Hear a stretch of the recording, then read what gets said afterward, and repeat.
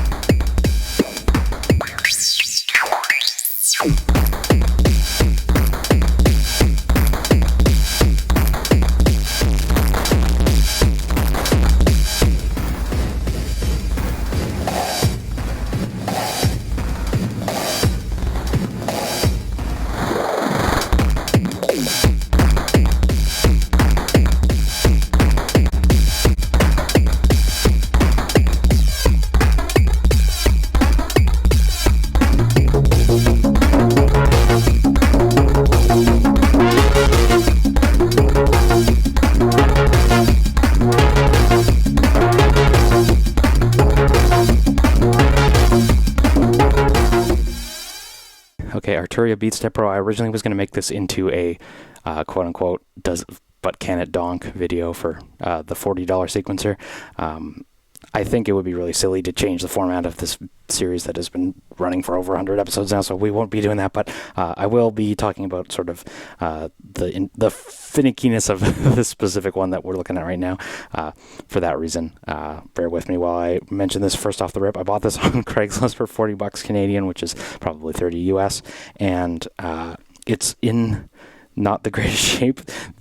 I'm just going to point these things out because if you're going to buy one used, these are probably things you need to look out for. These knobs, and this isn't unique to just the Beatstep Pro, there's other Arturia things, these always like turn to tar when you get them used. Like, I don't know what people are doing to them when they resell them, but like these things are always like super sticky. But then whenever I've got them in stores or new or what have you, they're always like not sticky at all. So I don't know what's going on, but like, yeah, they turn to tar. They gunk. They like, you know, that rubberized plasticky thing. Don't use it. Anyway, these are gunky.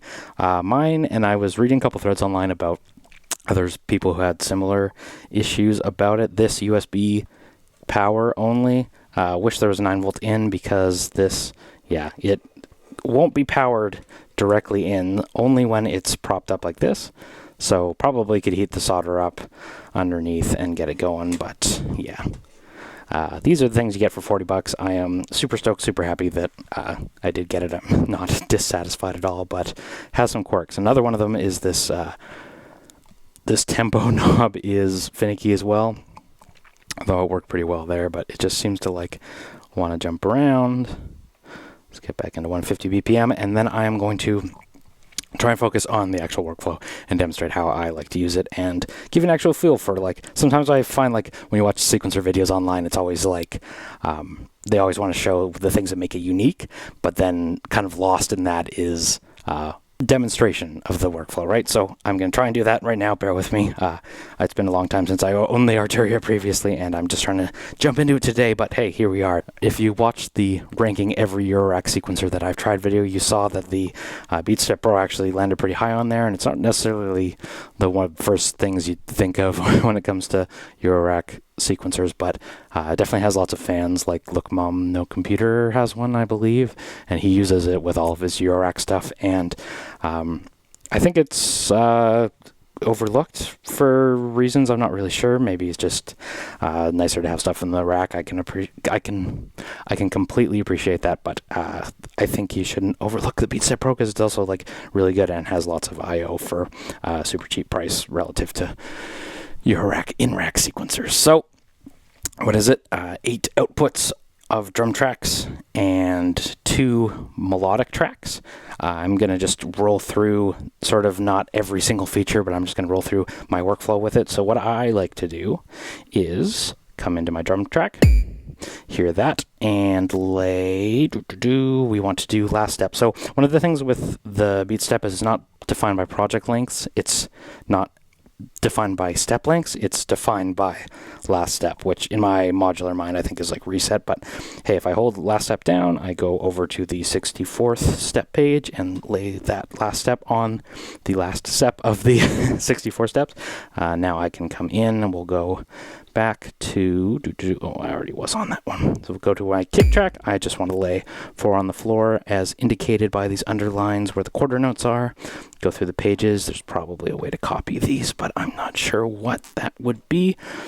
And then last one, maybe I'll just do a little fill of a double trigger at the end, hit play.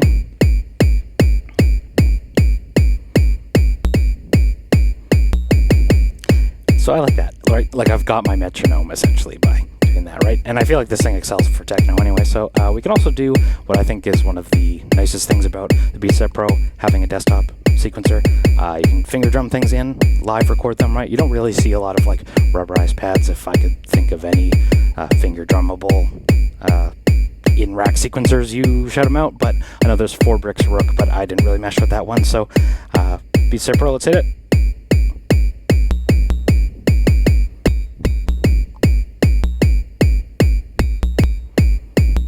Should quantize it for me so that goofy, yeah. So right now you're hearing the 7 inputs on the Erica Synths LXR drum coming out of this, and the reason I want to do this is so I can quickly switch through presets. That one was a little too chiptune. Let's go to Zartan. This one's nice. I'll stop recording. Let's lay some snares in. So we did a little live recording. Let's go snares on each one. Sorry, I was on the 64th bank, so we'll just have to work backwards. I like doing that. And you can bring in probability over here. I'm not going to do that for this video. There's also randomness, which is crazy. There's shift functions for a number of different things. You can do different orders. You can reverse it. You can alternate it. But we're going to leave it forward. There's triplets as well. And I wonder if, let's try, once we get a melodic track going, I wonder how that's going to sound alongside it. But that actually sounds kind of cool. There's swing. Triple with swing. Like this is wonky in a nice way. Bring in some other drums and you can multi-track live record, which I really like. If you got some finger drummers in the audience, then let's hear it.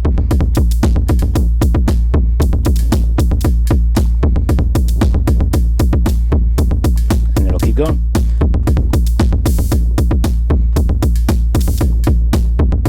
Hopefully that quantizes to clean up what I was doing. But I like that. Maybe I don't like this preset as much. Sorry, I know this is...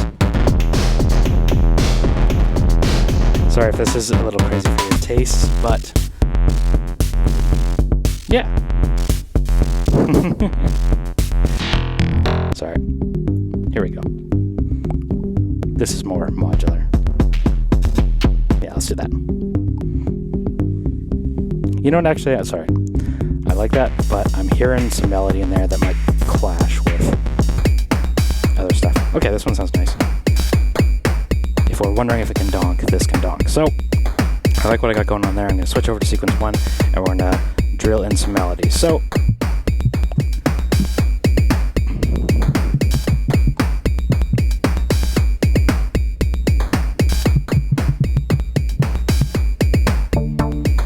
what I have, this melody track is plugged into the Instro Site, so just like super techno, super sauced out through a ladder filter. And I want to intentionally do something really bad here, or at least I'm going to tell you all that it's intentionally. We're going to make this 64 steps again, sorry, on the 64th page, hit it at the end. I want to go record.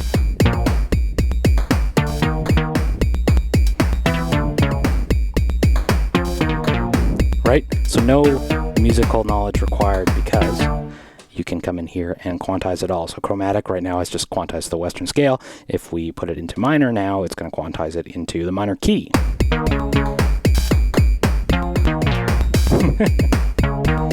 Maybe it will. Okay, we don't like that. We can come in here, clear pattern. It does clear your last step though, so be aware that you need to come in here, go to 64, hit the last button, and maybe we'll do step recording to get us started. So I also believe this cleared, yes, my quantization. We'll come in here and do step 1, C, step 1 of the next set of bars, C again, step 1 on the 48th step, C again, and 64 the same again. So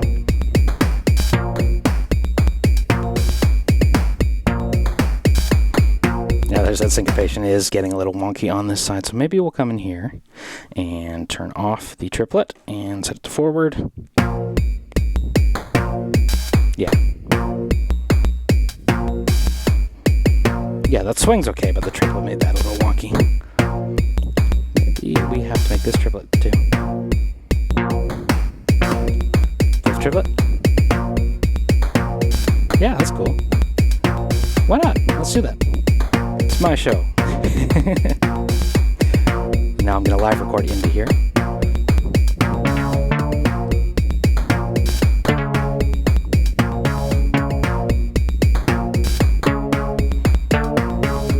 And there's octave switches on here, so go down an octave. Maybe I'll throw in a couple.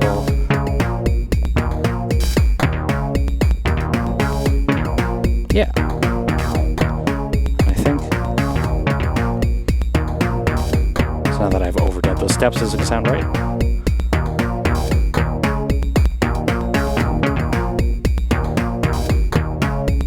And you can just remove steps by tapping on them. I won't do it for now, but I think this sounded right. Oh, there's one wonky one. I think it's the last one. That one. Okay, let's let it loop around. Maybe we'll take that one out too. Yeah. Maybe we'll just leave one. Yeah. So that sounds right. Sorry. On the spot here. Hit play. Randomness. Again, this same thing here. We can reverse it, alternate it, take it out of triplet mode, forward. That is a nice tool in your arsenal if you're doing like a half an hour techno set with little changes. Take triplets out, speed it up a bit.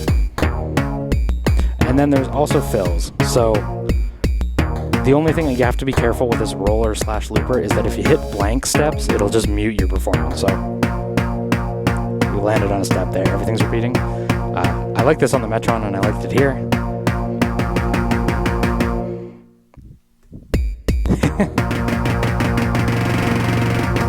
You also gotta be careful if you land in that same situation again.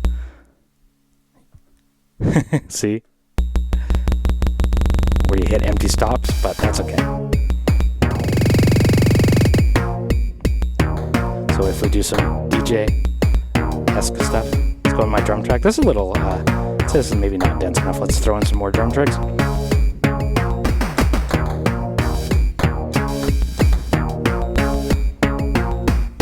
Fill it. Oh, I don't think I can record that. So if you bring it in slowly though.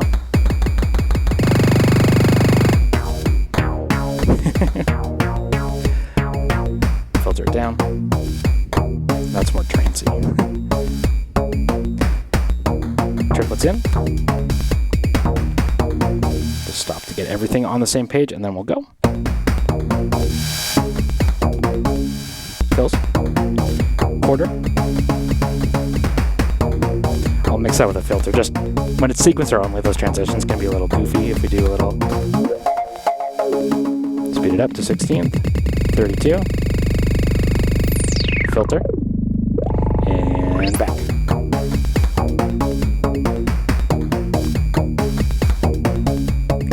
This preset. Let's change presets on the drum side.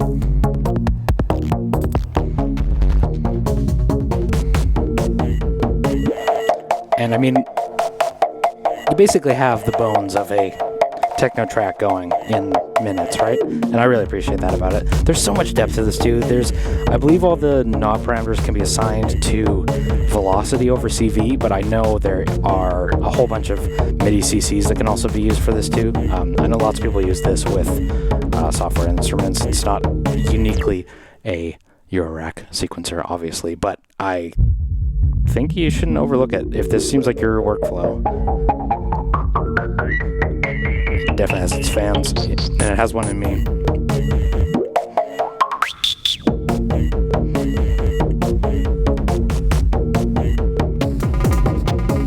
Some presets are terrible. Oh, hello. How's it start? Change your tune. Sorry. That's a good spot. The other thing, you can quantize this on the fly, right? So I'll just bring up my drums for a second. And you can just go put this in the door. See? Just little changes, right? If you wanted to, roll it. Again, I stopped on a blank spot, so watch for that.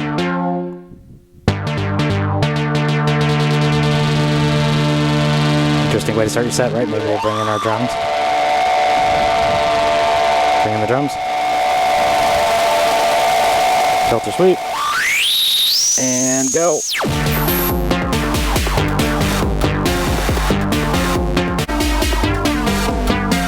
Comb filter.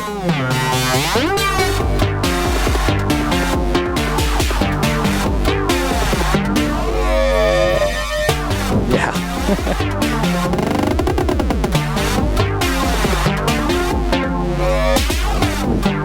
Yeah.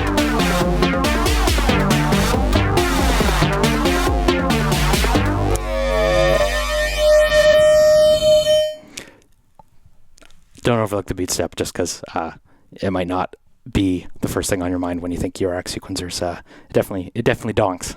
All right, I'm tafony. Thank you so much for watching. Take care. I'll talk to you soon.